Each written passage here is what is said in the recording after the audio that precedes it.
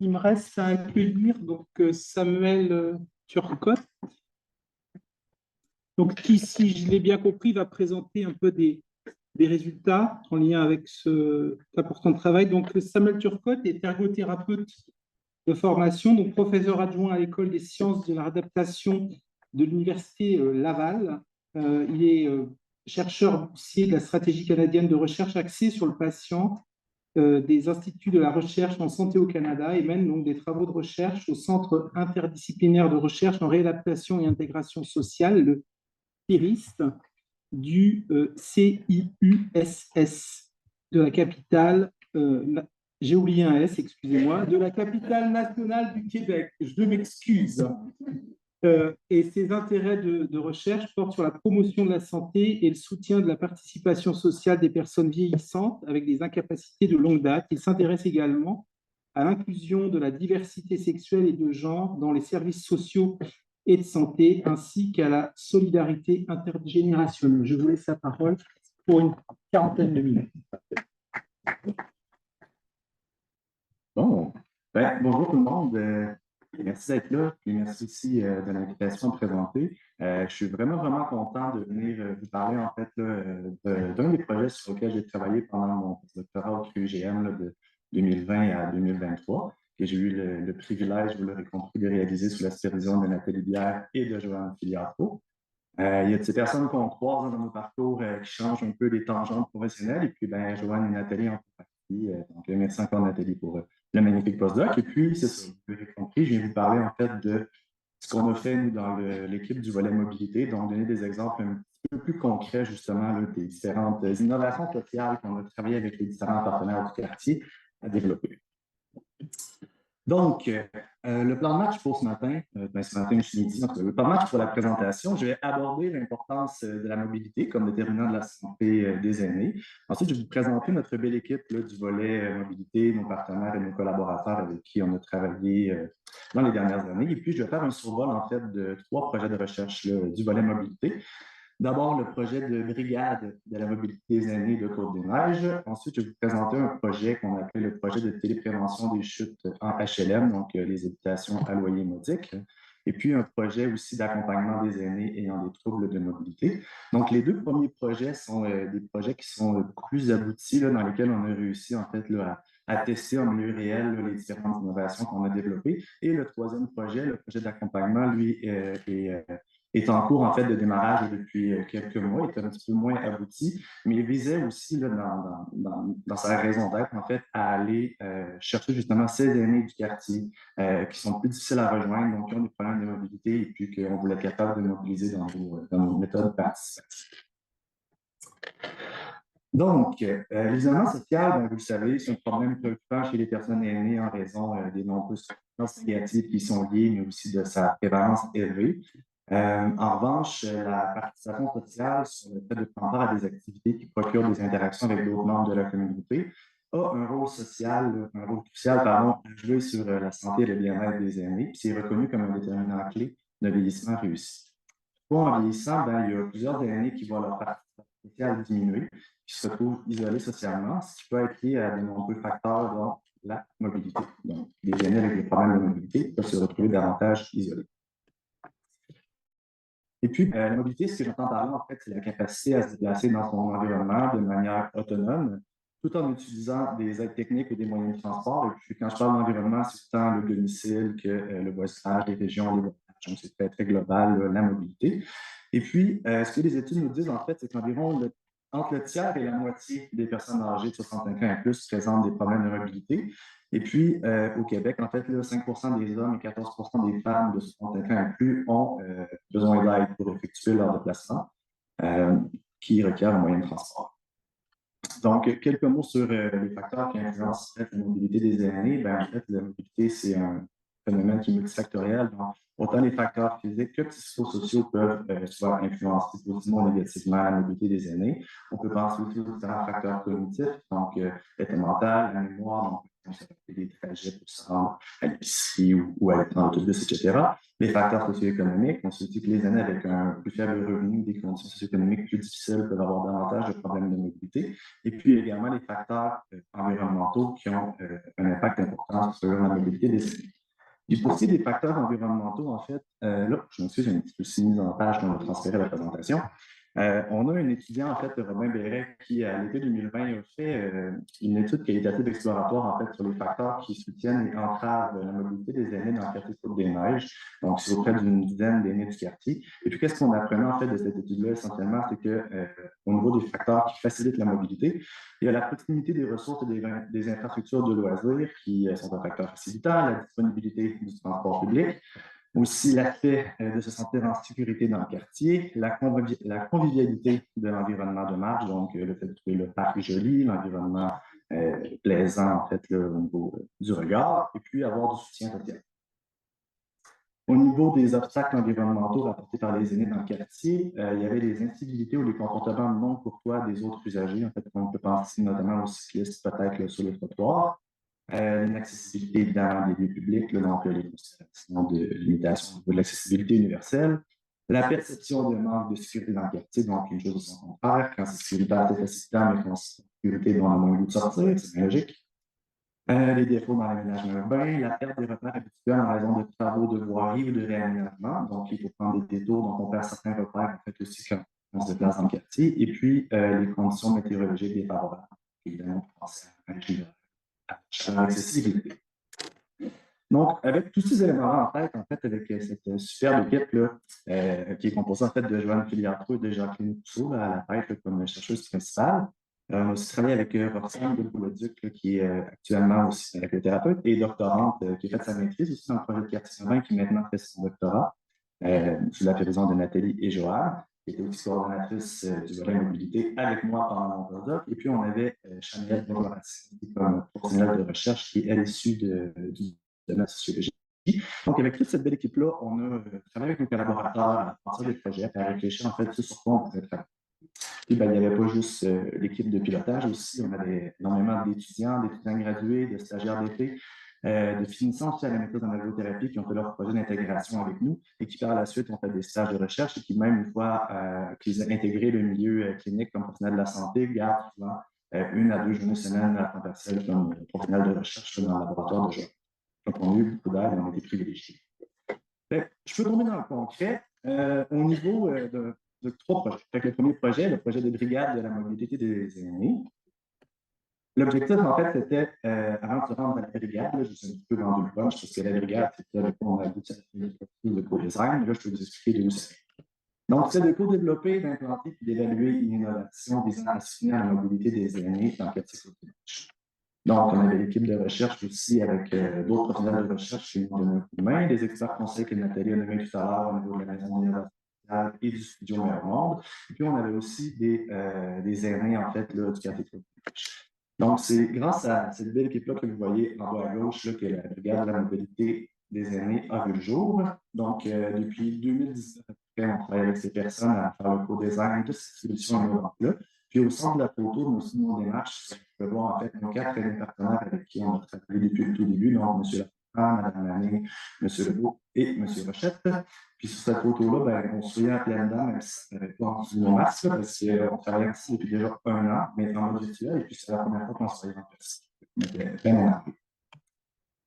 Au niveau des méthodes, donc Nathalie l'a mentionné, on utilisait le design thinking, donc des approches centrées sur l'humain. En fait, l'approche de design centré sur l'humain, c'est un processus de résolution de problèmes qui vise en premier lieu à comprendre les facteurs humains et le contexte qui entoure une problématique, donc un obstacle pour lequel on veut développer une solution. Et puis, le design thinking, c'est un processus itératif, en fait, dans lequel on cherche à comprendre les utilisateurs, à mettre en question les hypothèses de comprendre acquis, à redéfinir certains problèmes, puis à créer des solutions innovantes qui est possible de prototyper et de tester en milieu réel ou simulé. Et nous, on le fait en milieu réel. Puis l'objectif global, en fait, du design thinking, c'est d'identifier des stratégies et des solutions alternatives qui ne sont pas immédiatement apparentes avec notre niveau de compréhension initiale. Le design thinking, c'est plus qu'un processus, ça ouvre vraiment la voie, en fait, toute nouvelle façon de penser. Ça propose un ensemble de méthodes pratiques aussi, donc aussi concrètes et de méthodes concrètes pour nous aider à appliquer en fait le fait d'esprit, qui est une posture un petit peu plus créative que scientifique expérimentale. Donc, reste quand même expérimental parce qu'on essaie de nouvelles choses. Donc, pour le projet de brigade, là, vous voyez que dans les différentes phases en fait, du processus de co-design et du design thinking, on a fait plusieurs activités. On a quand même travaillé fort, là, je ne sais pas jamais le dire, c'était beaucoup de travail. On a fait des entrevues individuelles, des focus group aussi. Le focus group n'était pas explicite en fait au processus de brigade. C'était aussi des focus group qui étaient à la base pour expliquer en fait là, les éléments prioritaires sur lesquels le quartier général travailler. Mais il y a quand même des éléments dans ces focus group-là qui ont guidé nos démarches là, de la thématique de mobilité. On a fait des ateliers participatifs avec les aînés, des activités de priorisation, des activités de benchmarking, de reménage. On a fait aussi des scénarios d'usage. On a fait aussi des mises à test, en fait, ensuite, là, à l'été 2023 et puis à l'été, non, c'est pas 2024, c'est pas l'été 2024, 2022 et 2023. Et puis, on a aussi évalué là, avec des sondages et puis des entrevues semi-dirigées avec les gens qui ont pris part à nos innovations. Pour mettre un peu en image, vous voyez ici, c'est comme ceux qui ont fait partie en fait, de la recherche entrepreneuriale, c'était pendant le pic de la pandémie de COVID-19, donc c'est un peu de créativité, puis redoubler d'efforts pour assurer une implication active et soutenue des aînés partenaires quand nos activités se tenaient en ligne. On a pris à faire de la formation et de l'entraînement individuel à domicile avec les restos sanitaires pour l'utilisation de matériel informatique. On a délivré même plusieurs documents en main propre pour domicile des participants. Puis on a tenu à informer les partenaires de l'avancement du projet par le biais d'infolettres, de messages personnalisés, etc. Puis ici, on voit en fait là, notre équipe qui pendant des ateliers participatifs, on faisait en fait des scénarios d'usage. Le scénario d'usage, c'est une description narrative en fait qui illustre comment un utilisateur de l'innovation qu'on développe interagirait avec un produit ou un service dans un contexte spécifique. Donc, ça met l'accent sur les besoins et les motivations, les tâches, l'expérience de l'utilisateur pour concevoir des solutions qui répondent idéalement le mieux aux attentes, et ce qu'on souhaite toujours. Puis bref, après plus d'un an et demi de travail, justement, de cogitage, d'ateliers, de réflexion, de lecture, de littérature scientifique, on est arrivé avec la brigade de mobilité des aînés que je vous présente un petit peu plus en détail. Puis là, ça ne change plus. OK, ça change. Donc, cette brigade-là, vous l'aurez compris, on l'a développée avec et pour les aînés du quartier. Et puis, le but de cette brigade-là, c'est de rendre les déplacements des personnes aînées du quartier Cour-des-Neiges plus agréables, parce que le mot est agréable et aussi, mais aussi sécuritaire.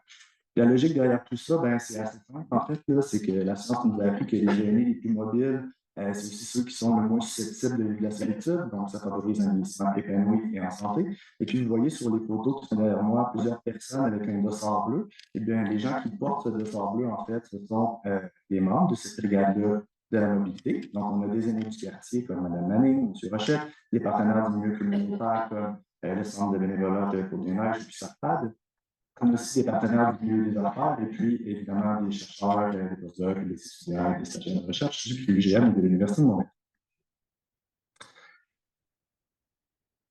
OK, bon. Notre brigade, en fait, elle aspirait à faire plusieurs choses dans le quartier. Pour l'heure, une de nos principales réalisations, c'est la tenue de ce qu'on a appelé dans un premier temps le kiosque de la mobilité des aînés, tenu dans le parc. C'est quoi mon parc? Le parc Jean-Briand. C'est ça, le parc Jean-Briand. C'est loin de la sur un grand avion qu'on a donné la première fois à l'été 2022. Puis comme vous voyez sur les photos, il y a quand même beaucoup de personnes qui répondent à l'invitation. On a vu, par exemple, des gens qui ont pu participer gratuitement à des activités de tai chi, de qigong, lesquelles sont reconnues pour prévenir les chutes et soutenir la mobilité des aînés. Et puis, comme un petit délai quand je change de diapositive, je m'excuse. Puis les autres activités offertes par la brigade lors du kiosque qui comprenaient la remise d'un bottin sur les ressources du quartier qui permettait de favoriser la mobilité et de briser l'isolement des aînés. Il y avait aussi des enseignements et des démonstrations d'aide à la mobilité, donc pour développer les connaissances, les savoirs et les compétences des aînés et l'utilisation des aides à la mobilité, comme les ambulateurs, les cartes, et autres. On avait aussi une petite tente que vous voyez à droite, où on offrait des conseils personnalisés en fait sur comment favoriser la mobilité. Et puis notre présence dans un lieu passant pour nous, en plus de notre campagne de publicité, ça nous a permis de développer de nouveaux partenariats, même et d'attirer plus de curieux qui ont part à nos activités, et notamment les agences supplémentaires dans le service de l'événement.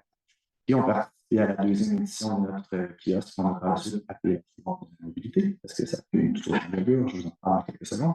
Donc, c'est ça. Donc, le fait de nous rendre visibles, en fait, de rendre facilement visibles les activités qu'on fait au centre de recherche, mais ça permet aussi de développer les partenariats.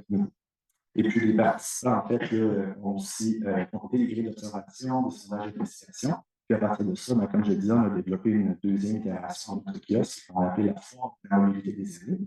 Et puis, ce qui est intéressant, c'est que la foire, en fait, on l'a tenue l'été d'après, à l'intérieur. On a aussi testé le fait de faire de la considération météorologique, l'accessibilité et tout ça. Donc, au premier kiosque, on avait 3 représentants ainsi que 2 organismes. En 2023, on avait 21 représentants ainsi que 10 organismes. On a fait une augmentation significative dans la mobilisation des participants au démarrage. On est très content de ça. On a triplé aussi notre nombre de participants. On a conservé les mêmes activités, donc de tai chi, de qigong, de ressources informationnelles, de démonstration d'interopérabilité. Et qu'est-ce qu'on a ajouté aussi à ce kiosque-là? C'est une collaboration intervolée aussi avec l'équipe d'Adriana Lassada. En fait, il y avait des conférences qui ont été données aussi là, pour aussi permettre aux utilisateurs, aux gens qui viennent en fait à notre foire de développer des connaissances en prévention et en promotion de la santé autour de la mobilité. Pour ce qui est des prochaines étapes, on n'a pas terminé d'analyser les données d'appréciation de la foire de notre deuxième édition. Ça viendra. On doit raffiner également le matériel d'information et de diffusion pour s'assurer d'intégrer les suggestions qu'on a eues de nos participants et de mettre à jour, évidemment, parce que le temps passe, donc il y a plein de nouvelles affaires qui arrivent. Et puis, on va aussi passer le flambeau aux partenaires pour obtenir une information. Donc, ça, c'est l'applicable. Deuxième exemple. Je vais vous parler du projet de téléprévention des chutes en des années. Donc, comment ce projet-là a démarré, en fait, c'est on sait que les chutes chez les personnes aînées, c'est un problème important en santé publique en raison de la prévalence élevée et de la gravité des conséquences. Puis, afin de répondre à cette problématique-là, il y a quelques programmes de prévention des chutes destinés aux personnes aînées qui existent au Québec, notamment le programme Vivre en équilibre, qui a été développé au CRUGM par Joanne Filiatro et son équipe. Puis, c'est un programme offert, en fait, en groupe à des personnes aînées vivant à domicile, dont les bienfaits ont été démontrés par différentes études. Et puis, le programme Vivre en équilibre vise la peur de tomber, donc diminuer la peur de tomber, parce que les gens reprennent confiance. Et il y a aussi les conséquences de cette peur de tomber sur les activités de la vie quotidienne.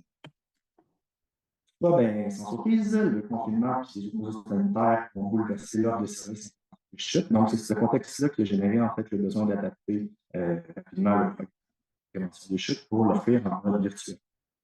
Les numériques, tels que les programmes de prévention des chutes ou de téléprévention des chutes, ça offre sans contredit en fait des solutions prometteuses pour développer des services singuliers tels que celui de la pandémie COVID. Toutefois, le passage au numérique, ça a le potentiel de soulever des enjeux d'équité et d'accessibilité en fait, pour les personnes aînées qui soit ne sont pas connectées, qui n'ont pas l'argent pour avoir la connexion ou avoir le matériel qui leur permet d'être connectés et qui ont peut-être aussi un faible niveau d'éducation.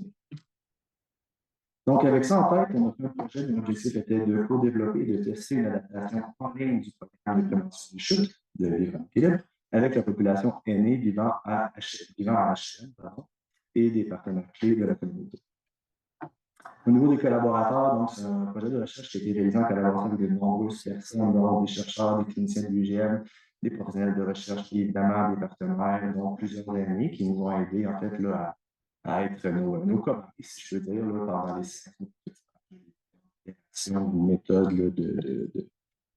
de diffusion de ce programme. On a donc encore pris l'approche de co-design comme design thinking. On a une c'est ce qu'on a utilisé dans tous nos projets.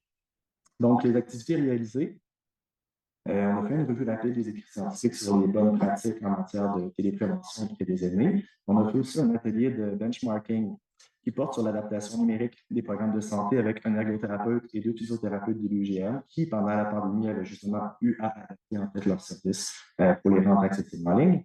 On a aussi fait des entretiens semi-dirigés, dont 3 auprès de personnes aînées qui vivent en HLM et 1 auprès d'intervenants qui allaient être responsables aussi de soutenir cette offre de services à là. Et puis, 5 ateliers de mise à l'essai de séances adaptées du programme Vivre en équilibre qu'on a fait dans le HLM Isabella.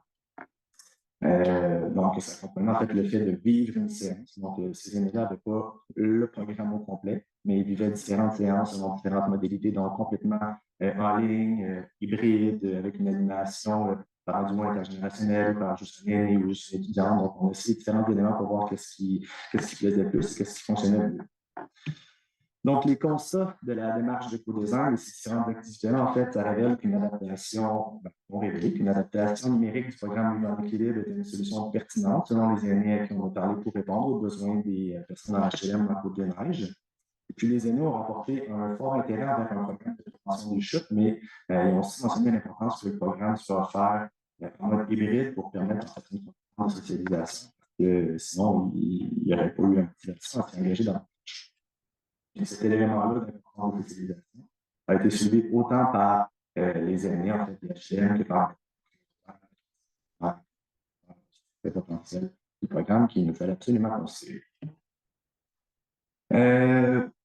C'est qu'il y a plusieurs aspects aussi de l'utilisation des technologies qui demeuraient des enjeux importants dans l'adaptation du programme, notamment sur l'accès aux technologies, un faible intérêt aussi tout simplement dans les technologies, un faible niveau de littératie numérique chez les aînés et les plans de collaborer, et puis un mauvais fonctionnement de certains appareils, les enjeux de connectivité, etc. Donc, il y a de potentiels éléments facilitants l'utilisation de technologies qui ont émergé, notamment le degré de facilité associé à l'utilisation de technologies, la croyance que la technologie sera aidante et le fait de fournir du soutien et un entraînement. Considérant tout ça, en fait, là, on est venu à la conclusion de développer, comme je disais, un programme hybride de 6 capsules préenregistrées sur différents thèmes, en fait, qui a été visionné, en fait, là, dans la salle communautaire PHC. Et puis, c'est suivi d'ateliers en groupe animés par un duo intergénérationnel, en fait, par une étudiante finissante en ergothérapie et puis une année partenaire avec qui on travaille depuis longtemps dans le laboratoire, qui est une enseignante retraitée aussi. Donc, il y a après des ateliers de discussion autour des capsules visionnées qui, elles, contenaient en fait le contenu pédagogique de formation. Ensuite de ça, donc au niveau des thèmes de séance, il y en avait plusieurs. Donc, une séance d'introduction pour expliquer un peu tout ce qui s'en venait, une séance sur la peur de tomber, sur l'importance de l'environnement sécuritaire, la condition physique et de l'importance de la pratique d'activité physique. Aussi, comment se relever d'une chute. Ça, c'est une capsule qui a été créée en fait à la demande aussi des amis qui nous ont aidé à développer l'adaptation du programme, parce que ce n'était pas présent dans la version donc on a acheté et développé avec eux. Et puis, une séance de conclusion et d'intégration. On a évalué cette innovation sociale-là, cette adaptation en fait, du vivre en équilibre en hybride, dans une étude pré-poste de 2 groupes d'environ 12 personnes dans 2 HLM du quartier, donc chez auprès de personnes âgées de 65 ans et plus, ambulantes, qui avaient peur de tomber, qui étaient préoccupées par la chute, qui se disaient aussi intéressés à participer au programme et qui parlaient français. Et il y a plus d'une centaine de langues qui se parlent à Côte-des-Neiges. Je sais que le quartier Côte-des-Neiges est le quartier avec la plus grande diversité ethnique, là, probablement, je ne sais pas si c'est au Canada, mais bon, je ne vais pas dire n'importe quoi, mais bref, il y avait une grande diversité. Donc, même pendant nos ateliers, c'est un enjeu. On trouve un groupe de personnes qui, lui, parlaient français, mais principalement russe. Donc, on n'était pas toujours sûr si les gens comprenaient. Donc, il y avait vraiment des enjeux avec la diversité. Mais c'était parfait, mais c'est un défi additionnel pour nous là, de mobiliser toutes ces personnes-là de manière équivalente et soutenir l'identité de tout ça. Donc, au niveau des données d'implantation, on a recueilli des données avant et après. On a aussi documenté la faisabilité, donc des données sur la sécurité des participants, l'atteinte publique cible et la fiabilité de la mise en œuvre du programme, et tout ça. On a aussi évalué l'acceptabilité, donc la satisfaction et les avantages perçus auprès des participants. Puis on a fait des entretiens individuels aussi avec les animateurs, donc notre duo intergénérationnel, pour identifier les facteurs qui influençaient la mise en œuvre et l'accessibilité du programme, mais aussi documenter la question. Donc, du choix, ce que ça vient d'être, comment on peut faire. Ensuite de ça, on a aussi collecté pour le premier groupe des données par rapport aux effets, donc avant et après le programme. On a mené des entrevues individuelles de 60 à 90 minutes avec chacune des personnes qui ont participé en fait, au programme. Et puis les principales variables de l'étude, pour l'instant, c'était les facteurs physiologiques et comportementaux associés aux chutes, donc l'inquiétude des chutes, les restrictions d'activité dues à la peur de tomber, le contrôle perçu sur les chutes et la confiance dans les capacités à gérer les risques de chute. On a vérifié le niveau d'activité physique pratiquée et le niveau de connectivité sociale aussi des personnes, le nombre et les circonstances des chutes récentes qu'il y en a eu, ainsi que une évaluation des niveaux de connaissance et à la prévention des chutes. Vous voyez sur la photo, on voit en fait notre premier groupe qui a participé au programme complet de téléprévention des chutes dans un HLM, donc 17 participants, 423 élèves. Et vous les voyez avec leur petit certificat à la fin, puisqu'ils avaient complété leur programme. Vous avez à chaque activité en fait notre duo intergénérationnel. C'est principalement des femmes qui vivaient seules, qui ont participé participer à cette étude-là et puis être en bonne santé générale perçue. Puis plus de la moitié avait toutefois fait une chute là, dans la dernière. Au niveau des données par rapport à l'implantation, donc taux d'assiduité très bon de 91%. Satisfaction aussi, donc 94% des participants se sont dit très ou plutôt satisfaits de leur expérience dans le programme. Tous les participants ont fait état d'avantages, comme le fait d'apprendre comment prévenir les chutes et qui sont toujours plus confiants dans leur capacité à éviter et prévenir les chutes. Et puis, les animatrices, elles ont souligné que la conception d'activité, mais en fait, leur contribution à la conception d'activité et le fait qu'on leur ait offert une formation préalable des facteurs clés à considérer pour soutenir une mise en œuvre réussie du programme, puis de leur permettre aussi. On n'a pas fini d'analyser les données par rapport à l'évaluation. Je ne peux pas vraiment vous en parler. Je m'excuse pour ça. Et puis, au niveau des constats, finalement, des ateliers, des mises à l'essai, des évaluations, c'est content. Donc, il y a de nombreux défis liés à l'utilisation de technologie chez les aînés. Le fait de fournir du soutien, de l'accompagnement, c'est essentiel pour soutenir la mise en œuvre de programmes de l'affaire réussis. Il faut des ressources additionnelles pour soutenir l'accès à l'apprentissage des technologies chez les personnes aînées qui vivent dans les HLM. Et puis, à terme, on espère que ce projet va être capable d'accroître la disponibilité des services de prévention des chutes pour les personnes aînées vulnérables dans la HLM. Mais je pense que c'est Simon Contour qui pose une question sur la généralisation en fait, des innovations. Je pense que c'est un bel exemple d'innovation en fait, qui serait quand même assez facilement généralisable et transférable dans d'autres contextes comme de maisons des aînés, des résidences privées pour aînés. Donc, on n'a pas limité ça pour les HLM. Et puis, on espère aussi que ce projet permet de contribuer au maintien de la participation sociale et de la qualité de vie des aînés qui prennent part. Donc, les prochaines étapes, on va poursuivre l'étude pilote avec un deuxième groupe dans un autre HLM du quartier où on va reprendre les mêmes données pour pouvoir comparer. Et puis, on va aussi réfléchir évidemment à la pérennité du programme là, au sein de l'organisme partenaire. Nathalie l'a évoqué dans sa présentation, mais la pérennité, c'est en effet un enjeu que on va reparler période de questions. Donc, ça, c'était pour notre deuxième exemple. Puis, ça, on avait 4 programmes. 4 projets par contre, le volet mobilité. J'ai fait le choix de ne pas parler des marches exploratoires dans le quartier parce que c'est simplement le projet dans lequel j'ai été le moins impliqué. Et puis, il fallait simplement que je fasse des choses celles qui m'étaient imparties.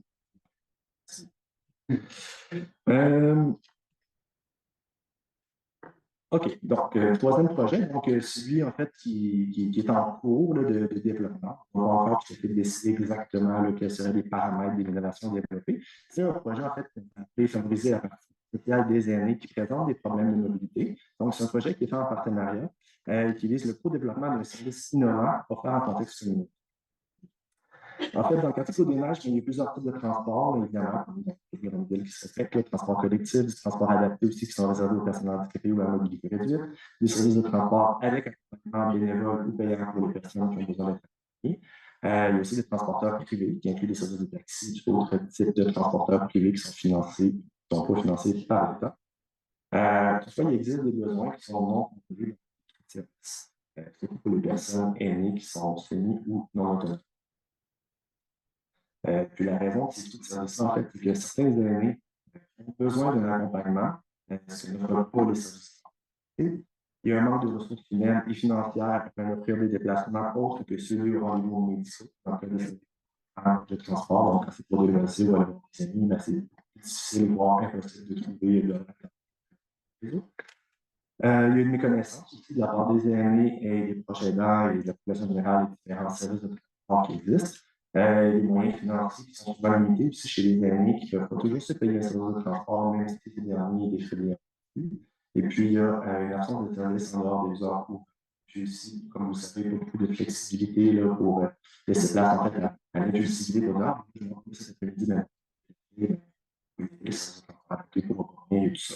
Donc, ça contribue à des de services et à soutenir en fait, aussi l'emploi. Et puis aussi l'aspect ressources humaines, donc des difficultés pour le recrutement et la rétention de bénévoles qui limite le nombre de transports qui peuvent être réalisés, malgré la porte. Donc, dans le Côte des Neiges, plus spécifiquement, il y a 100 bénévolats Côte des Neiges, qui est le principal organisme partenaire pour ce projet-là, qui a comme mission d'offrir des services individuels aux aînés par entremise d'actions. Donc, c'est un service d'accompagnement pour les rendez-vous médicaux et les courses qui existent pour les visites amicales et des appels téléphoniques quotidiens aussi pour s'occuper de la sécurité des aînés qui reçoivent des services de la part de ce centre de bénévolat.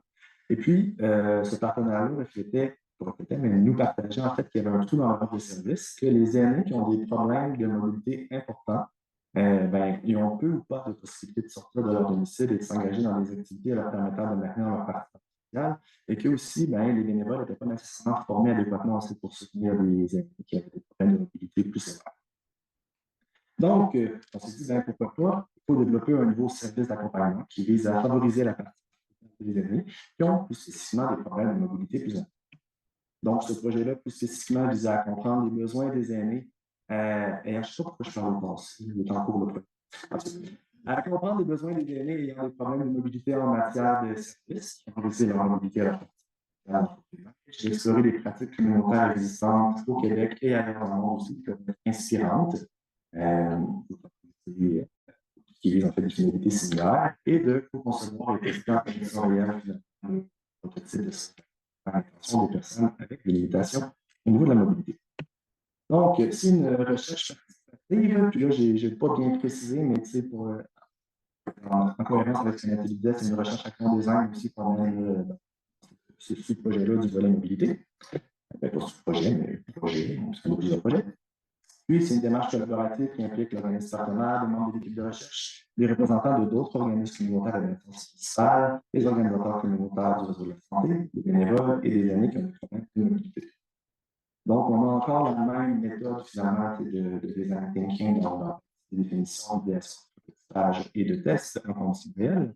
Et puis, là, c'est déjà apparu. Donc, vous avez ce qui est prévu de faire, en fait, là, pour le projet. Donc, on est en train de faire des entretiens individuels auprès des aînés qui ont des problèmes de mobilité dans le quartier pour voir quels sont leurs besoins, quelles sont leurs réalités, quels sont aussi les paramètres, en fait, du service d'accompagnement qu'il faudrait développer avec eux.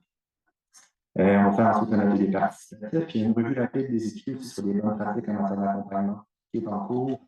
Et puis ensuite, on va évidemment faire cette innovation-là contextuelle pour voir. Je pense que je peux passer calendrier. Donc, juste pour vous donner une idée, c'est sûr que c'est très embryonnaire. J'ai que des données de 3 entrevues qui ont été réalisées auprès de 3 aînés du quartier qui ont des problèmes de mobilité, donc âgés entre 70 et 85 ans, donc 2 femmes et un homme.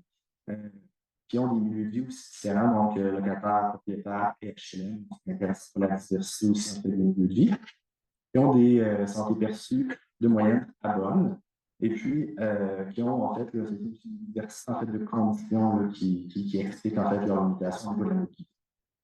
Et puis ces mêmes personnes-là, toujours, au niveau des fréquences de sortie, vous voyez que ça diffère un peu, et puis au niveau même des aides à la mobilité, on a une personne donc, qui n'a pas d'aide à la mobilité, puis 2 personnes qui utilisent de manière. Une personne qui utilise rarement la marchette et une personne qui utilise en fait de manière plus fréquente le CAM ou le KICAM. Donc, juste pour donner une entrevue en fait, du type d'information qu'on peut utiliser pour après ça alimenter en fait, nos réflexions d'idéation avec le design, j'ai mis 2 fois verbatim en fait, de ce que nos aînés nous ont rapporté. Dans cette verbatim-là, en fait, la personne nous rapporte que les difficultés participants ici l'obligent quand même à faire plus de sorties qu'il ne devrait le faire. Donc, dans son cas à lui, oui, il y a des problèmes, des problèmes au niveau du poignet, mais dans son cas à lui, ça lui permet quand même en fait, de rester actif davantage puisqu'il doit sortir plus souvent faire ses courses, donc il ne peut pas ramener tout en même temps. Ici, on a une personne qui mentionne l'importance en fait, des bénévoles dans le quartier pour soutenir la mobilité. Et puis, on a quelqu'un ici qui parle des craintes davantage qu'il y a une perte de repère dans les déplacements. Donc, une crainte qui semble s'installer avec l'âge. Donc, dans ce projet, on continue le recrutement actuellement. Puis, nos démarches du co-design vont se suivre la prochaine année. Puis, j'ai bien hâte de voir où ça va aller. Donc, en conclusion, je dirais qu'un des principaux facteurs que j'ai dit au début là, qui limitent la participation sociale, qui contribue à l'isolement des aînés, c'est les enjeux de mobilité. Donc, j'ai la prétention de penser, mais je suis très fier du travail qu'on a fait dans les dernières années avec l'équipe de mobilité, tous nos partenaires. On a travaillé vraiment fort avec beaucoup de défis techniques et contextuels. Donc, moi, je trouve que on a quand même eu du succès. Puis c'est ça. Puis on se rend compte que même si c'est du travail, c'est faisable de développer plusieurs innovations sociales en contexte d'élimination de l'intention des aînés, mais que ça requiert des efforts considérables de temps. Il y a évidemment les enjeux de pérennisation des innovations, malgré une mobilisation et durable des différents partenaires. Ils ont été mobilisés avec nous de la conception jusqu'à l'implantation réelle. Je pense qu'il nous reste vraiment à réfléchir sur les impliquer de manière plus active et sérieuse et stratégique peut-être dans la pérennisation de différentes innovations. Mais je crois qu'il faudra des fonds additionnels pour soutenir une évaluation plus approfondie, plus détaillée, plus rigoureuse de ces innovations et leur pérennisation. Puis, j'ai vous dire aussi que je vous ai présenté beaucoup de données, quelques données quand même, sur principalement le projet de délibération des chutes, une évaluation. Je n'ai pas beaucoup de données encore sur l'évaluation du programme de brigade, de forum de la mobilité, etc. Mais bien que ce soit anecdotique, vous voyez vraiment dans les yeux en fait, de nos partenaires aînés, là, vous voyez Mme Manning là, qui est dans cette activité, beaucoup de bonheur, vraiment un sentiment en fait, de contribution, d'avoir contribué à quelque chose d'important, de signifiant. Pas juste pour les partenaires aînés, là, je pense, là, mais principalement dans mon cas pour les partenaires aînés, puisque c'est avec eux que j'ai travaillé davantage. Je pense que, comme Nathalie le disait aussi, c'est oui, il y a l'impact des innovations, mais dans mon cas, moi, ce que l'histoire raconte, en fait, c'est vraiment plus l'effet du processus participatif. Il y a aussi un impact sur la possibilité de briser l'isolement, d'engager les gens, et puis de faire connaître aussi finalement qu'est-ce qu'on fait en recherche dans le laboratoire. Donc, un gros merci, puis je suis en train de questions.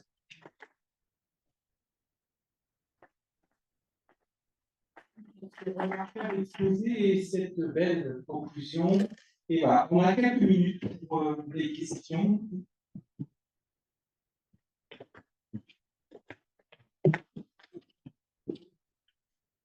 Bonjour, donc moi je suis physiothérapeute, c'est Cycle des Neiges, programme SAPA, et c'est du site voisin. Donc c'est par Internet, c'est 99,9% qui ont des troubles de mobilité. Première question, j'en ai deux. Bon, première question, c'est de savoir pour les cliniques vivantes, Cycle des Neiges, est-ce que vous avez pensé peut-être impliquer des intervenants CLSC qui ont justement cette clientèle-là à troubles de mobilité, ou sinon, est-ce que vous pouvez le faire? Et deuxième question, c'est en rapport avec, c'est ça, le projet que vous avez de vivre en équilibre.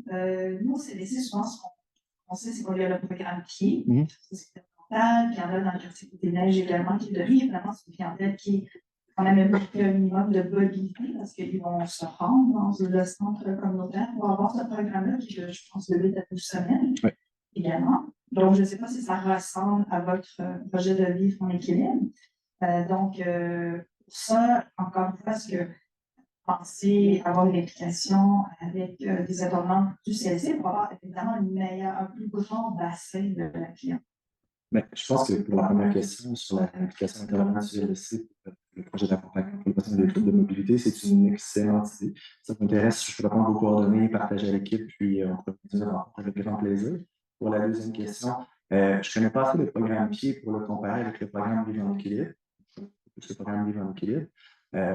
Toutefois, c'est sûr que si c'est un programme qui vous intéresse, ben, il est là, il est disponible, il est adapté. Le programme qu'on a développé aussi en mode hybride, ce qui est intéressant, c'est qu'il est plus condensé aussi que le programme traditionnel qui est plus long. Donc, il peut aussi être plus efficient aussi à offrir. Et puis, c'est sûr que nous, on est intéressés en fait aussi à soutenir la diffusion de. On ne veut pas avoir fait ça pour rien, on veut que ça serve. Si c'est quelque chose qui vous intéresse, ben, on s'appelle les jeunes. Que vous sachiez, le programme pied, c'est gouvernemental. Okay. C'est gratuit, c'est 8 à 12 semaines. Là. Si je me suis ça va être 12 semaines. Puis c'est un programme qui est en présentiel. Donc, c'est extrêmement très, ça fait des années que ça existe. C'est donné maintenant par des kinésiologues dans les centres communautaires. Donc, je pense que ça vaut vraiment la peine que vous puissiez vérifier ça. C'est peut-être trouver l'information sur le gouvernemental. Parce qu'il y a probablement des choses qui se rapprochent. Peut-être que c'est les mêmes choses ou ça peut même bonifier tu me parlais. Donc, c'est pas grave qui est là. C'est connu depuis plusieurs temps. Merci. Merci. Alors, et merci pour la présentation. Effectivement, ce sont plusieurs projets qui sont ici. En question, c'est plus méthodologique. Et dans ce processus de design thinking, la première partie des entrevues. Est-ce que ces entrevues sont structurées? Vous parlez un peu plus de ce processus, puis si cet outil est quelque chose que vous pouvez partager. Merci. Oui, ben, en fait, ce qu'on fait souvent comme entrevue structurée dans la phase d'empathie, de définition, la phase d'empathie dans le design thinking, c'est vraiment pour se tremper de gros orteils dans la piscine, si je peux utiliser l'expression, pour vraiment comprendre c'est quoi la réalité, qu'est-ce qui se passe. On ne veut pas être une équipe de recherche qui arrive justement avec notre savoir. En fait, on ne sait pas, on arrive sur le terrain, on veut que les terrains nous apprennent en fait leur réalité. Donc, c'est sûr que les entrevues, il faut les adapter à chacun des projets, à chacune des personnes aussi à qui on pose une question, parce qu'on ne pose pas nécessairement les mêmes questions aux aînés, aux organisateurs communautaires, aux intervenants de CLSC, ou qu'il y a des chercheurs aussi qui ont des expertises importantes qu'on veut mobiliser également. Donc, je pense que c'est plus l'idée d'utiliser une approche d'entrevue de focus group qui peut être généralisée, mais les questions en tant que telles, pas nécessairement. Et puis ensuite, les entrevues peuvent aussi servir au niveau de la définition, en fait, pour bien comprendre aussi les problématiques. Il faut être capable de prioriser aussi dans un premier temps, de faire un premier débroussaillage, si je peux utiliser l'expression de quelles sont en fait, les problématiques sur lesquelles on va travailler. Et puis, mieux les comprendre, être capable aussi de prioriser sur quoi on décide de utiliser fort par la suite. Parce qu'il faut faire des choix, mais une force aussi du design thinking, en fait, c'est que nous, on a cette expertise-là, puis je ne prétends pas qu'on l'a encore tout à fait non plus, mais tu sais, avec une équipe de mobilité, puis je pense aussi que les autres chercheurs, on a travaillé vraiment fort pour s'approprier justement ces démarches de design, et puis de comment on fait ça, un atelier de co-design, puis comment est-ce qu'on se lance dans quelque chose sur lequel on ne sait pas trop qu'est-ce que ça va donner à la fin, et puis faire confiance au processus. Ça a été très formateur, mais je pense qu'il ne faut pas se limiter à ce que nous, on a utilisé. Je pense que je suis fier de ce qu'on a fait, mais il y a tellement de choses qu'on peut faire des définitions de l'apprentissage qui dépassent nos méthodes traditionnelles de recherche qu'on fait, de recherche de focus group et tout ça. On peut penser à des jeux sérieux, on peut penser à des ateliers créatifs de peinture, utiliser l'art et tout ça. Je pense que c'est aussi le pouvoir de la recherche intersectorielle qui est intéressant aussi, qu'on va être créatif dans des types d'activités et de stratégies de collecte de données qu'on va employer pour extraire l'étape en partie des définitions et des actions. Merci pour la belle présentation et pour les exemples de projets. Donc, il y en a eu 3 aujourd'hui. Je pense que le 4e qui est abordé a l'air super intéressant aussi. Je me demandais s'il y avait des projets qui étaient prévus ou qui avaient été discutés. Parce que là, aujourd'hui, c'est la mobilité, mais admettons, on faire en collaboration avec la commission, comme ça a été dit, que pour les transports avec le transport en commun ou les déplacements qui vont un peu plus loin. Est-ce que c'était quelque chose qui a été proposé ou qui est dans les plans pour les prochaines années? C'est une bonne question. Puis je dois dire aussi en toute franchise que depuis 9 mois, comme j'ai commencé mon nouveau poste j'ai été beaucoup moins impliqué dans le développement des nouveaux projets dans le quartier Nora. Mais je sais qu'il y a des réflexions pour une phase 2, en fait. Probablement que tout ce qui est collaboration intervolet, faire des approches un petit peu plus structurées, c'est quelque chose qui serait super intéressant. Puis c'est nous, on a chatouillé ça un petit peu, qu'on a invité justement l'équipe d'Adriana, puis quand elle est venue aussi justement présenter à la part de mobilité sur la bien ça depuis vétérinaire. Mais je pense que ça gagnerait à prendre plus de place dans parce qu'il faut mettre toutes nos forces ensemble, puis un petit peu travailler moins en stylo, je pense, parce qu'on fait toutes des belles choses, tout se partager ça. Bien, encore merci.